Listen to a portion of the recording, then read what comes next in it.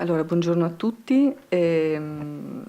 Allora, innanzitutto un ringraziamento a Ines che ha offerto anche all'Ordine degli Psicologi la possibilità di essere presente e collaborare attivamente a un momento in cui abbiamo la possibilità di riscoprire, e questa è stata la mia prima così proprio sensazione ed emozione, il profumo di un libro. Lo dico perché vedo in sala anche tanti miei e nostri studenti e l'idea che anche avevo preparato, ma non ti preoccupare Nicoletta, sì non c'è problema, avevo preparato una piccola presentazione perché sembra che oggi anche diciamo, tutta la nostra attività di didattica passi attraverso un organo che, non importa, magari lo facciamo dopo, vediamo, abbiamo anche poco tempo, quindi se può essere utile, grazie. Che passa attraverso la vista e quindi così il dizionario, la sua mole, un po' come diceva il professor Caprara, sembrerebbe insomma no, farci pensare non tanto il suo costo, ma proprio il peso no, del sapere sembrerebbe quasi dire che diventa uno strumento meno fruibile. L'altro aspetto che penso anche così a quella che è la situazione in cui anche come docente ci troviamo è quello che tutti i materiali siano il più possibile già predisposti per l'apprendimento e quindi un grande sforzo che facciamo tutti i giorni è proprio quello di costruire qualche cosa che possa anche se volete, no? A prima vista, ad una lettura veloce, essere immediatamente trasformabile in un sapere.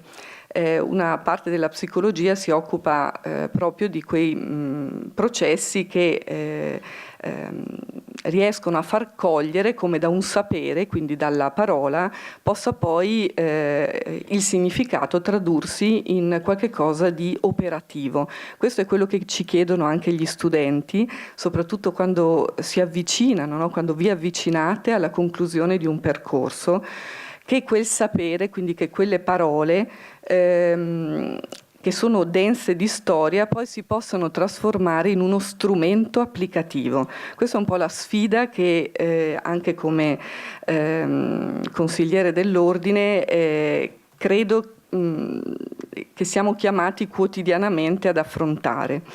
Il nostro Presidente in apertura ha accennato alla psicologia come a una professione cresciuta. Io avevo pensato alla parola adulto, però proprio nell'adulto mi piace pensare che c'è ancora quella curiosità, quello sguardo, quel piacere di cogliere con sorpresa tutto ciò che è possibile ancora scoprire.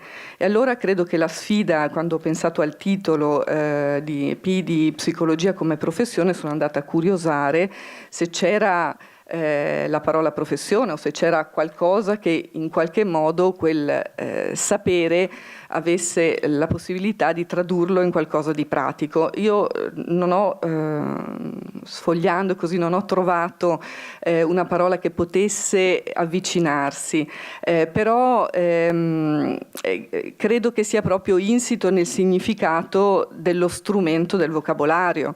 Se non suonasse così dissacrante, spero di no, poi magari il professor Galimberti, insomma, altrimenti mi tirerà le orecchie. Ho pensato un po' a questo dizionario come alla baguette per i francesi, cioè qualcosa che porti sotto braccio e porti con te. Mi piacerebbe pensare che fosse o che potesse essere, così come lo è stata la prima edizione, per quella che è stata anche la mia formazione, il mio percorso, uno strumento da portare che sia vicino alla persona, che sia vicino agli studenti e alle studentesse, che sia vicino alle psicologhe e agli psicologi, che sia uno strumento utile per fermarsi. La collega stamattina parlava di indugiare, no? Di un po' ribellarsi a quella quotidianità che ti porta un po' sempre a essere di corsa, e quindi magari, perché no, inciampare sul vocabolario, no? Metterlo lì, se ce l'hai vicino, non me lo vedo così in modo ordinato su uno scaffale della libreria, ma piuttosto proprio sulla scrivania, e magari anche aperto, disponibile, un po' stropicciato nelle pagine, che perda un po' quel profumo che affascina appena lo hai acquistato in libreria. Un aspetto della professione che mi piaceva, sono proprio due passaggi che volevo condividere con voi, è quello quindi di una professione che oggi, a distanza ormai di quasi 2 anni, definiamo pienamente una professione sanitaria. Quindi una delle sfide per noi psicologi sarà quella proprio di costruire anche un sapere che ridefinisca o che possa contribuire a ridefinire il significato di una professione che tout court oggi è una professione sanitaria. Che cosa vuol dire portare questo mandato che deriva da una norma all'interno dei nostri percorsi formativi? Che cosa vuol dire operare in ambiti molto diversi dall'ambito clinico, che resta da una recente indagine che verrà pubblicata e che abbiamo condotto all'interno dell'Ordine degli Psicologi. L'ambito clinico resta il settore d'elezione dei nostri colleghi.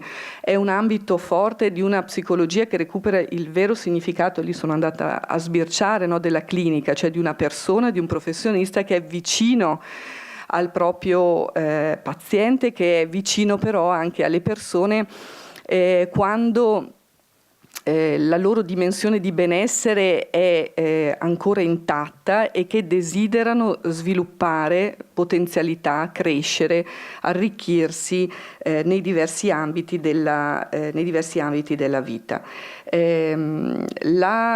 L'altro aspetto importante della nostra professione è di raccogliere, la sfida di non ridurre il sapere, quindi tutto ciò che è contenuto all'interno di un volume, in pratica, ma di rendere questo rapporto circolare, introducendo in questa relazione il ruolo delle istituzioni, il ruolo anche della politica, perché se è vero che la nostra è una professione giovane ma matura, vedo in sala colleghi che hanno fondato il nostro ordine, che hanno fondato la nostra professione e che quotidianamente si confrontano anche con sfide che oggi guardano alla sostenibilità, che oggi guardano all'intelligenza artificiale, che in qualche modo ci costringono, ecco, a trovare un nuovo linguaggio. Con i nostri studenti cerchiamo sempre, è uno dei criteri che utilizzo anche per la valutazione, no? Mi chiedono ma che cosa è importante sapere?